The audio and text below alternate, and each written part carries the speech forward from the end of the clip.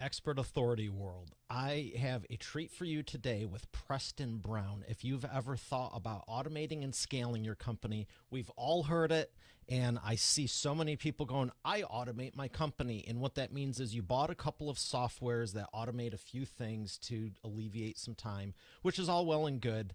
But I have a hard hitting VIP guest here for you. I was going through his website, the bio, and everything, and I'm excited to have him on because your paycheck is your payment for selling out, and if you don't truly automate your business, you created yourself a job. And I'm excited to hear. We were having a great chat. I'm like, we got to get rolling because I got stuff I want to ask you, and I want to make sure they can hear it too.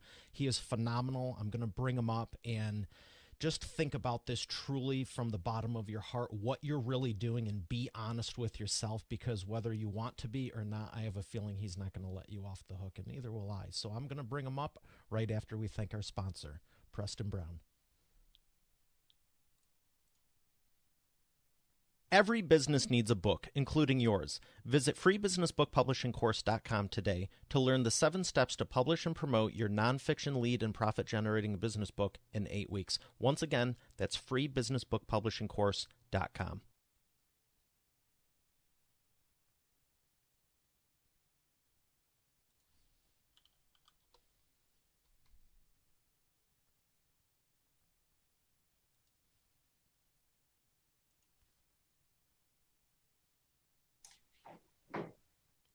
Here he is, ladies and gentlemen, Preston Brown. Preston, how are you feeling today?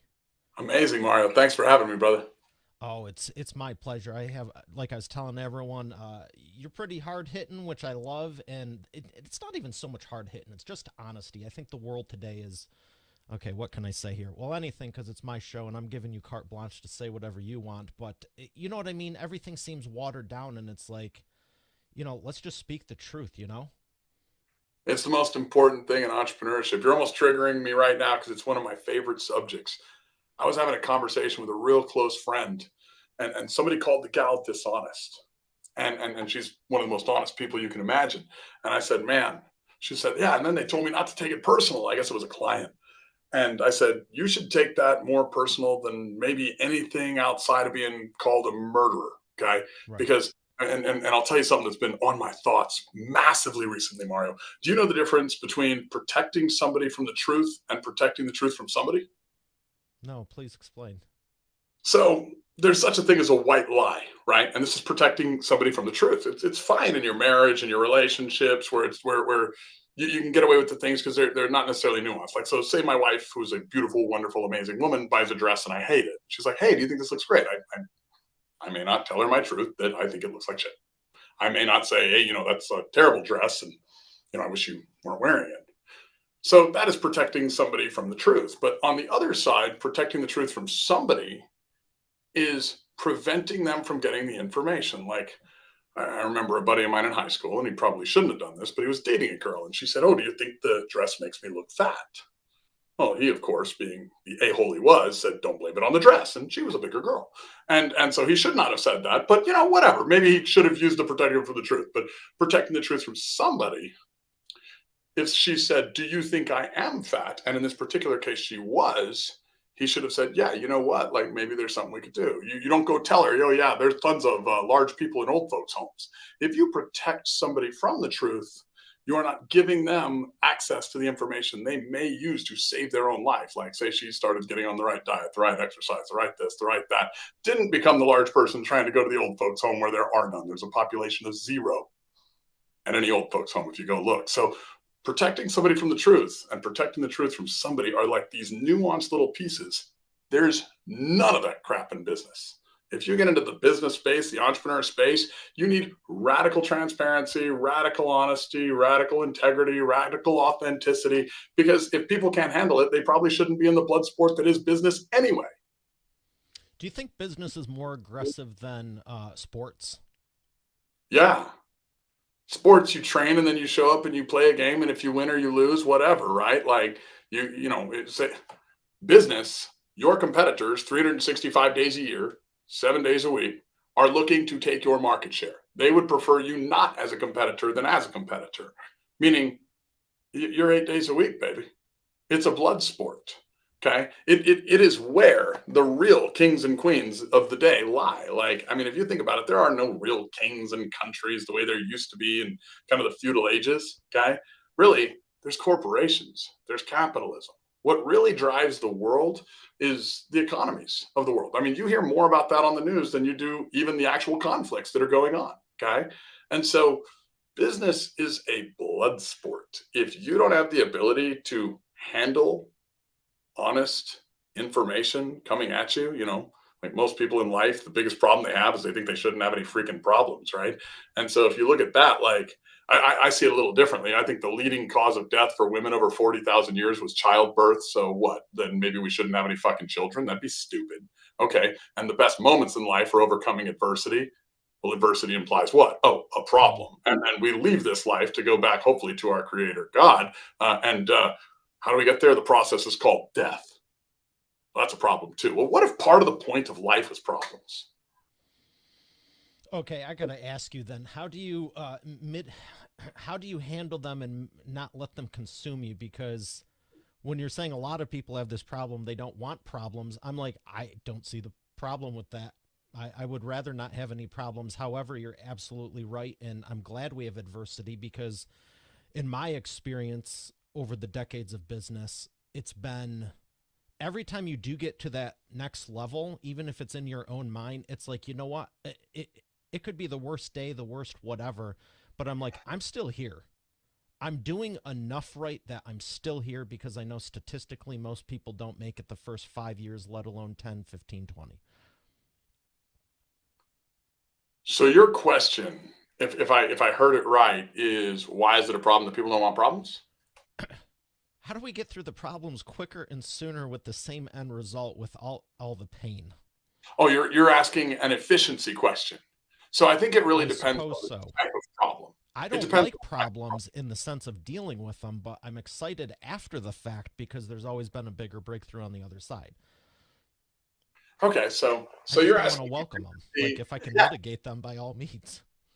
So part of life, part of growth in life or business is handling problems and overcoming adversity, right? But you got to know what the real problem is, right? Uh, there's always the problem and the problem that caused the problem. I'll tell you a fun and controversial story where I came up with that, and it was like this revolutionary, simple step that I added, okay, to all of my companies. My wife is an amazing chef, and we had our daughter at that point, like 2 years old, and we're trying to work on like certain types of. She might have been three, 2 or 3, but we're working on certain types of training where she's not gonna have to wear diapers around the house all the time. Okay, like where she knows how to use, at least during the day, the potty. And she's a brilliant girl. She's learning early. She's walking. She's all this stuff.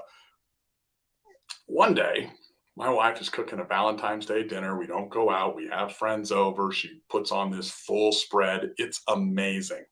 The ambiance is there. The wine's flowing. Everybody's laughing. The smells are perfect. It's like an Italian night this night. And all of a sudden, it's interrupted because this little person who's walking through the kitchen takes a giant shit in the middle of the kitchen. Okay. My cute little baby daughter, who's in this kind of potty training mode, she's wearing a cute little dress, but there's no diaper on, right in the middle of the kitchen. It is now everyone's problem. The Italian ambiance of the meal has completely fundamentally changed. It is a shitty situation. Now, do you want the cook who's cooking your food to continue cooking while there's shit in the kitchen? Probably not. Absolutely not. So you have to deal with the problem that's there, right? So there's an immediate need. I have to take care of the problem that's there to get the night we had back, right? And so, of course, we go, we deal with it, we take care of it, we handle it, we get rid of that. But there's not just the problem that is, there's always the problem that caused the problem that is. And you need to look at that, right? And so the way we looked at that was we talked to our daughter, Gemma, and we're like, look, babe, the toilet, he's so hungry, you got to feed him. Like we took this turd that she'd made and equated it to chicken nuggets, which at that point in time was her favorite little kid food. And went and fed the toilet. Then we gave her a treat. We gave her a little chocolate. We gave her a little piece of chocolate. Positive Hey, reinforcement. you this. All of a sudden, I think it happened one or two more times that we had little incidents. And after that, the girl's trained. You learn a few little fundamentals. There's the problem that is and the problem that caused the problem that is. The problem that is for her was just an association. In your business, it could be any number of things too. Like if you have a problem of, wow, I have so many sales, I don't have enough people, I don't have enough time, I can't keep up with this.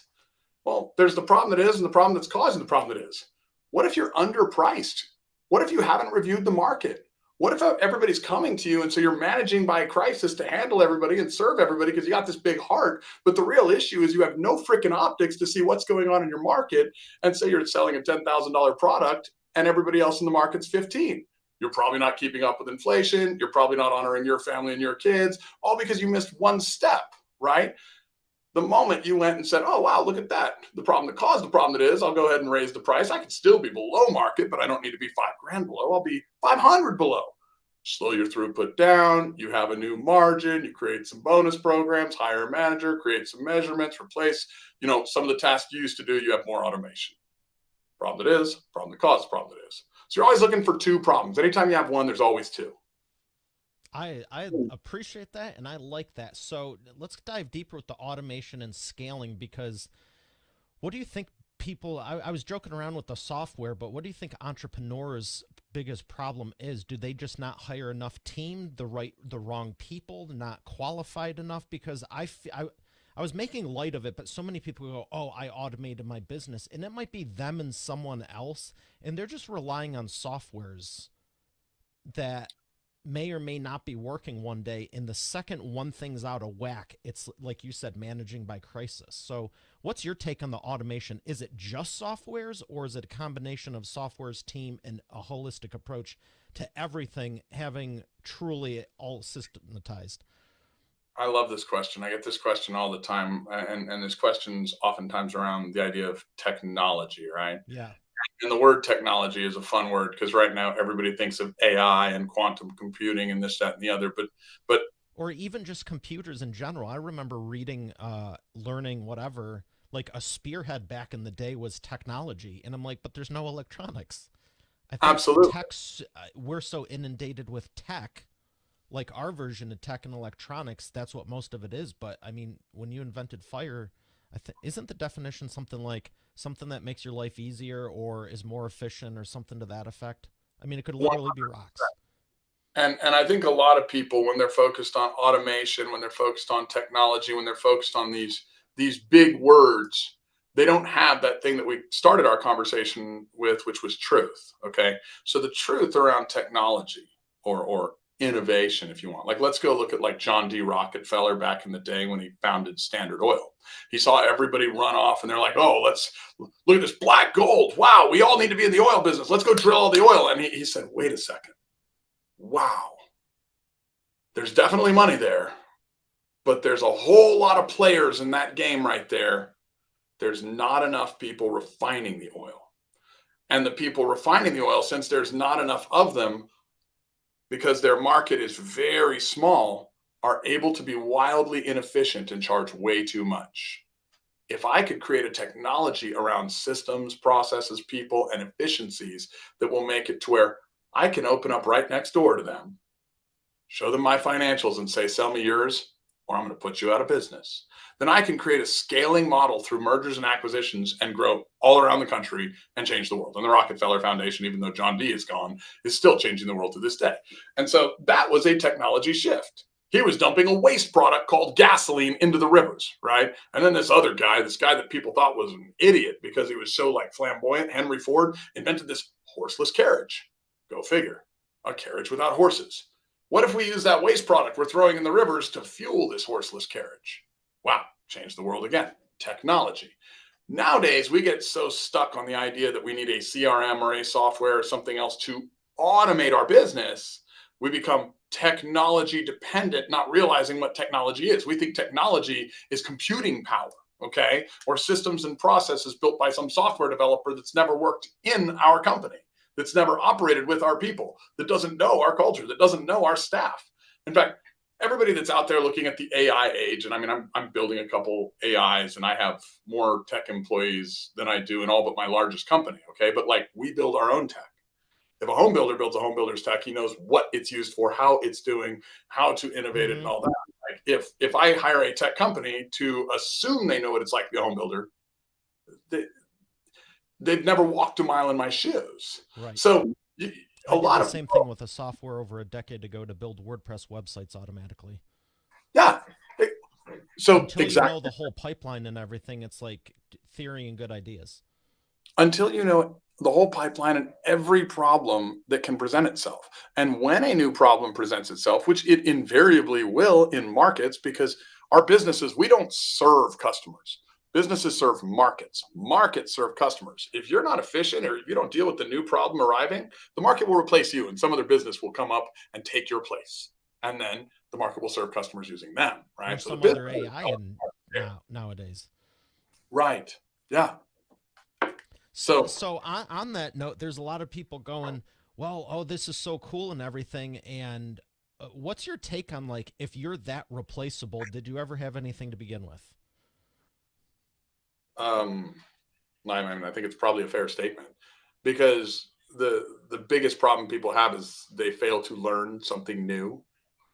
And if you don't have the ability to learn anymore, then you have hit your glass ceiling in life. So you are replaceable. And I do think that the meaning of life is in part problems and in another part love, right? And so we're supposed to figure out how to love and enjoy despite adversity and problems and all the stuff that we have to deal with. But if you're not able to learn as new problems come, and they invariably will, like I'm 40 now, I have new problems that I didn't have when I was 20. Like I'm like, what the hell's this gray hair crap? Like, why am I losing hair or am I gaining face if I want to be an optimist? Like there's new problems that come with aging, yet we're not allowed to have them in our business. We're not allowed to have them in our marriage. Our wife is supposed to be the same girl that we met when we were 18 or 19 years old. When she's 45, has had and raised 3 kids. Really?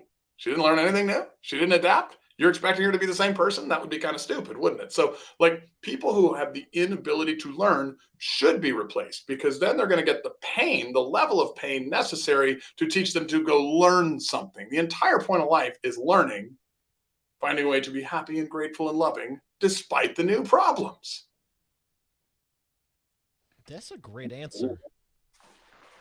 And I appreciate you for being honest with it because there's so many, if I were to sum up in a book all the different things I've heard over the years, you're saying CRM and people and how to treat and market and this and that. I have so, especially with interviewing people all the time, it's like everyone has a different take on it. And some of them I'm like, really, you really believe that? And other ones I'm like, I never saw it. I'm totally open. Like, I've never saw it that way. That's an awesome reframe.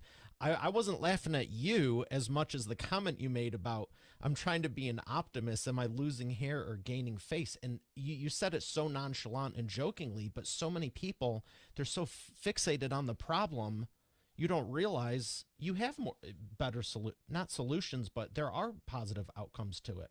I mean, how long you been with your wife? Sounds like 20 years or so. We are actually, our 10th anniversary is this September. I mean, how great is that? Yeah. Oh, yeah. So And the she's more variables change, now but than she here's a was. new positive outcome.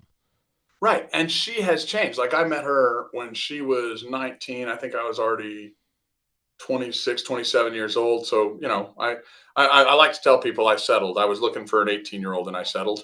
But I'll tell you what, she is not the girl she was then. And there's been many points throughout our relationship where she's come to me and she's been like, hey, you know what? I don't like this. Like there's this certain thing and I really don't like it. And then, if we look at love, like how do you measure love? You ever ask this question? You measure love through suffering.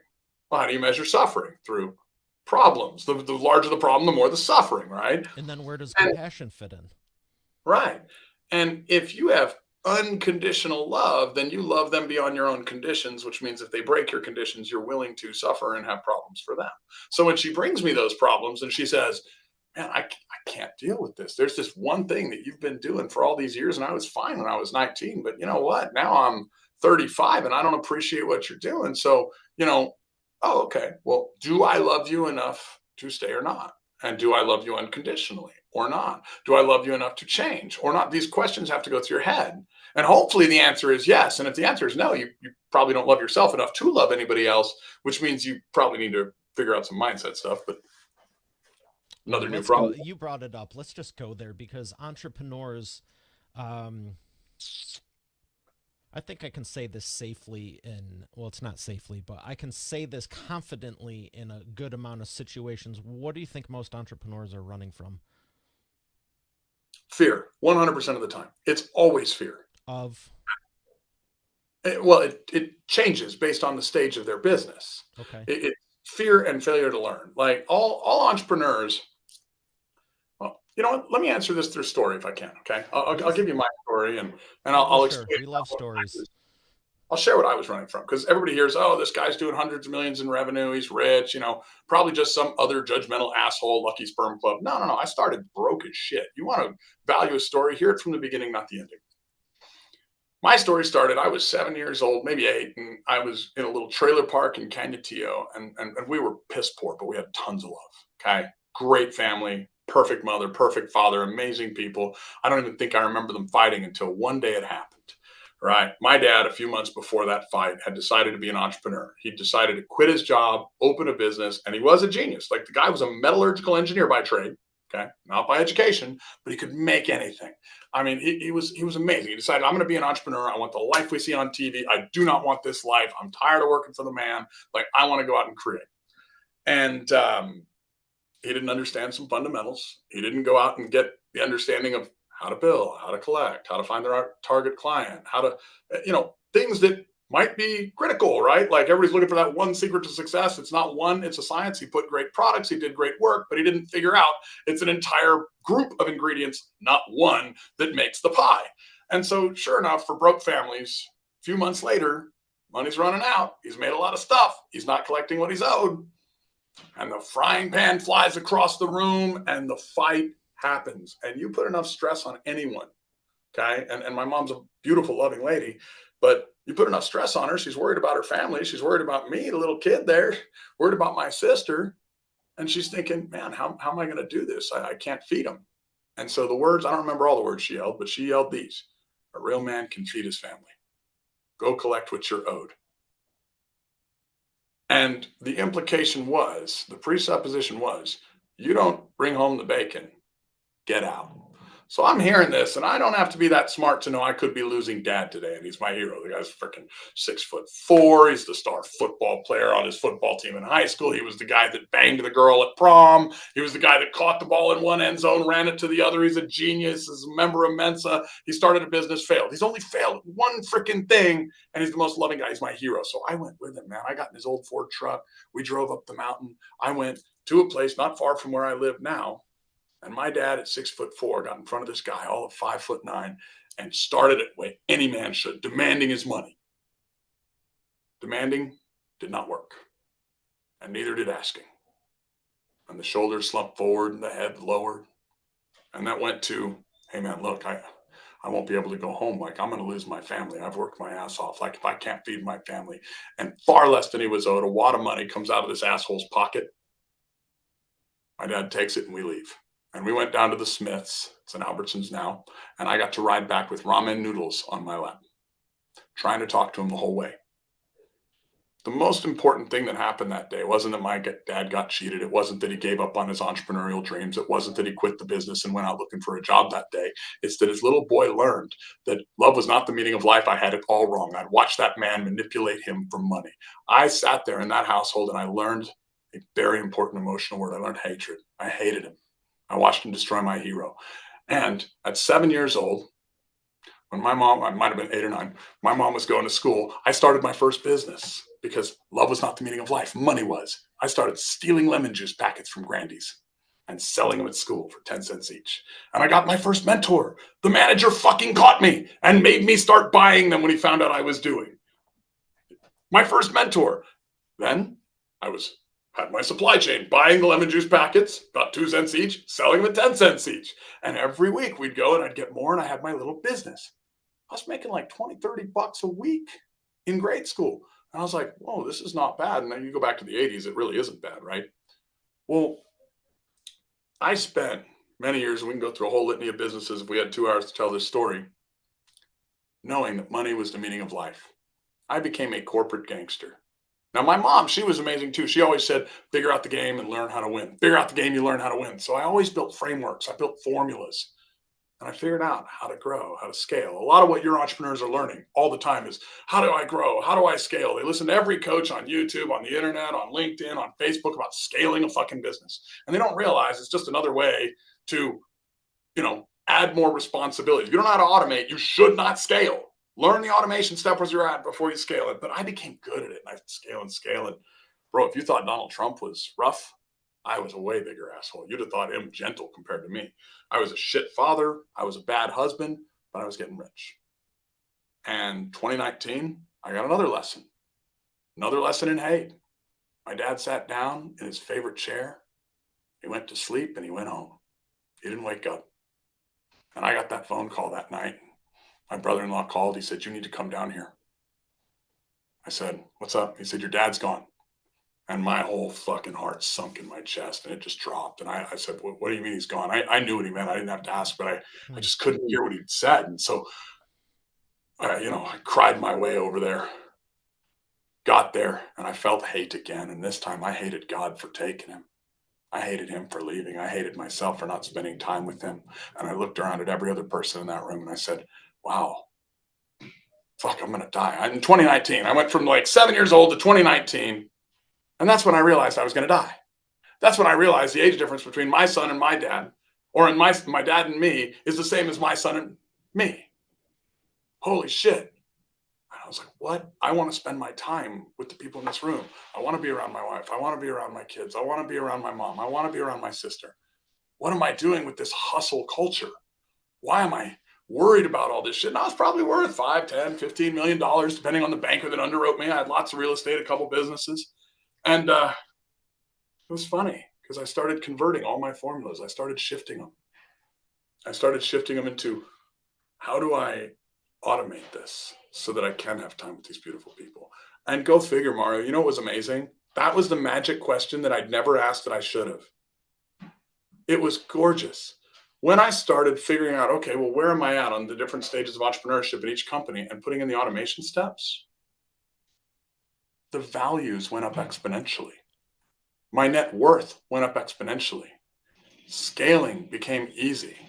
I was able to take my KPIs, these magic fucking initials that people talk about all the time, and literally root them down to the line items on job descriptions. If you have KPIs on your company, monthly review that you're doing, and it doesn't directly correlate to the job descriptions of the teams doing the things, how stupid is that? If your job descriptions are 30 pages that nobody's ever going to fucking read, instead of one with maybe 10 high-level bullet points of what they really do for the money, you think you really need to tell them they need to wear pants to work? You think they don't know that? You think they can't figure out the dress code? Like, put it in the supplemental if you really need it. But their job description should be one page framed above their desk with 5 to 10 bullet points. And it should directly correlate to your KPIs. That's what you pay them for. And so I started adding all these little nuanced steps. And I went from 5, 10 million in net worth to now far, far more. Now I have single companies that do well over 100 million in revenue and have profit margins of 20 and 30%. And so automation was the key, but I needed pain. I needed suffering. I needed those wake-up calls. The greatest moments of my life were the day my dad got cheated and the day he left. And the worst moments of my life were the same fucking days. And if you can't correlate that as an entrepreneur, that your problems are your gifts, then you're missing the paradox in life that requires faith. Wow. Thank you for that. I know everyone that listens to this or watches it or whatever will get something out of that. But from me, from the bottom of my heart, thank you, because I don't like pain. I don't like dealing with it, like I said earlier. And I remember when I lost Dad in 2017, it was also, you reevaluate, like, what's everything going on. And I've always been very family oriented and protective of my time and stuff. And, things like that. But at that moment, I was like, what am I doing? This isn't my first year, and just a whole slew of things. And it's like, you can't get that time back. So even saying, you're worth 5, 10, 15 million for $1 million, could you have bought another day or 10, or, what amount of money gets the time back? I'd trade it all. I'd trade it all for a minute. But you know what? In those moments that are magical, that are gifts from God. But I mean, you got to understand the paradox to understand God. Like people are always trying to understand God. You want to understand God, you got to understand paradox. If I God like really that. is, I like that line you said about it's giving you a life of faith, which I believe also, and that's why it's there. So trying to remove it, you're removing the need for faith. yeah, well, or compounding it, which is paradoxical as well, right? Like, so think about God. Like, can God, if God is God, create a rock so big that God could not lift the rock? No. And yes. So the answer is yes and no. Because if God is God, he could make himself so small, or he could make the rock so big, but he could also Okay. make himself bigger to lift. I mean, it's one of those paradoxes, right? And there's always a paradox right when you get to that correlation of truth. So, and our life, and I got this from the Tony Robbins environment. I'm very grateful I did. Like, our life is really directly correlated to the meaning we take in the moments that we experience, right? And so I can go in and look at that situation and say, man, I lost dad. That's unfair. Or I can go look at that situation. I can say, wow, what could have I done differently? Maybe I can't change it for me. But if I can show one other guy or one other gal how to automate their company, then I give them the relationship with their parents that I didn't get with my dad, that I now do have with all my other family members. I give them the opportunity that I squandered. And maybe they'll learn from my story. Maybe they'll learn from my pain so they don't have to relive it. And so when I can take that and I can say, wow, okay, well, maybe there's a purpose in this. Maybe there's a gift in this. Maybe it doesn't have to be a trade off. Maybe you don't have to go say, well, I'm going to sacrifice my business dreams to get what I want. Maybe there can be a system where I can still have what I want in my business, but I recognize what the business was really for in the first place. I missed that. I didn't have truth. I didn't have what the business was really there for in the first place. It was there to give A, my customers an amazing product and service, but B, and most importantly, me the time I wanted with the people I loved. And if you figure those little pieces out and you figure the formulaic steps, which most entrepreneurs, they get in, they find out it's their passion, they love it, they're never working a day in their life until they realize there was something better. If you start working in your passion, it will not feel like work. And I Right. did that. I did that part right. The problem was I didn't take the time to go and do the other things that were my passion, like hang out with my hero. What if I'd have done more of that?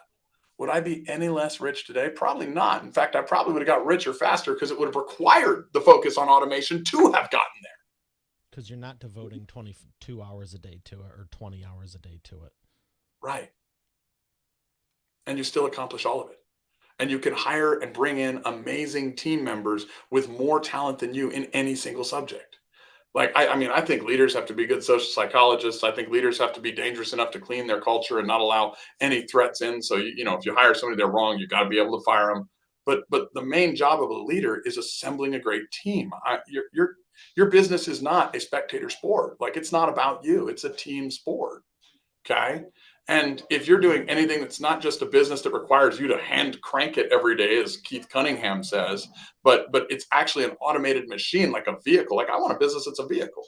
I can walk to the store or I can drive, right? And if I drive to the store, I'm going to get there in 2 minutes instead of 2 hours. And I could take what, 1,000 pounds, 100 bags of groceries back with me if I so choose. If I walk, I can maybe take 10 bags and it's going to take me 2 hours there, 2 hours back, and I'm going to be tired. I'll be exhausted, probably because I'm Probably a bringing lot in of breaks too. 10 bags is a lot, depending what it's in them. right. Exactly. The business is the vehicle. That's what it's there for. It is an automated machine. You're still driving the business. Like, I'm still the economist providing the foresight for all of my companies and my investments. Only I don't have to do the day to day. I have people that are far better at the skill sets and the KPIs, the little tasks done in their job descriptions, handling the mundane shit.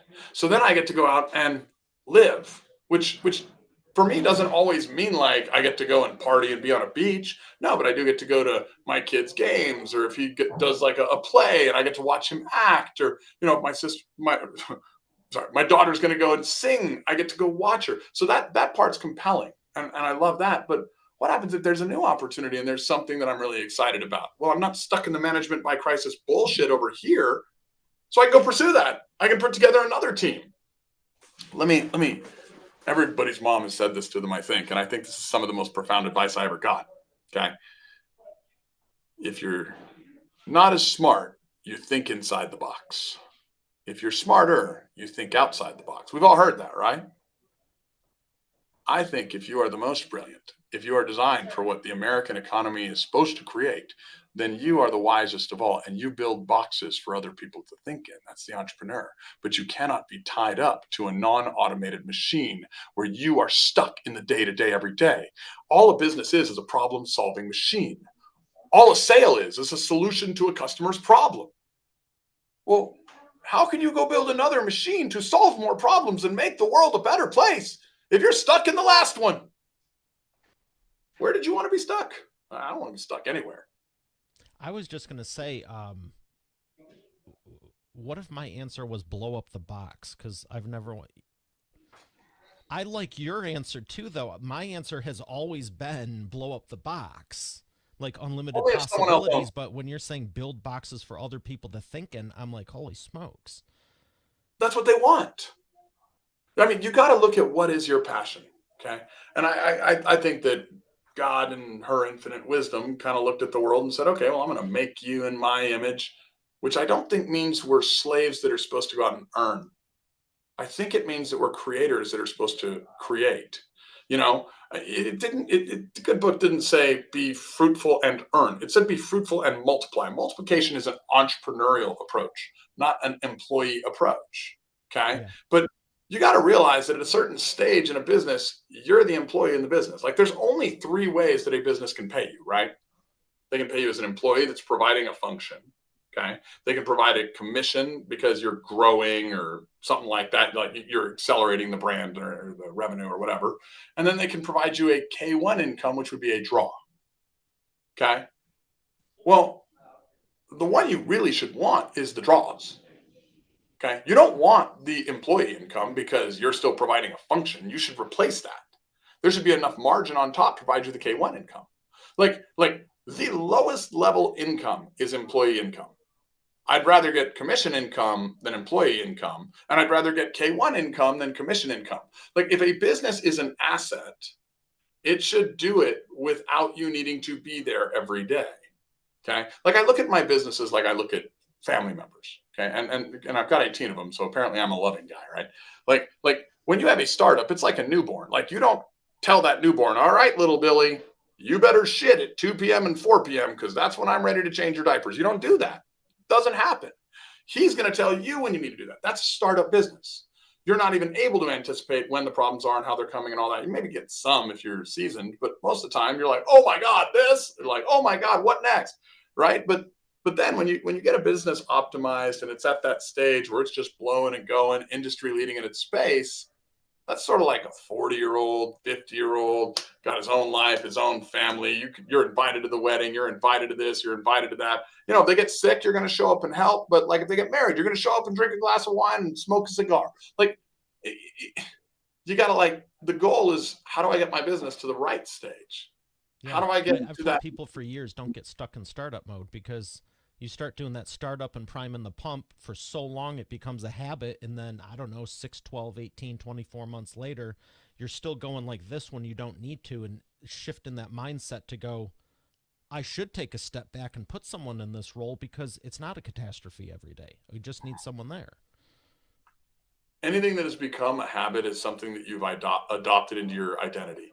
Your identity is one, who you get to be, who you think you are, but it's also the prison of who you have to be, right?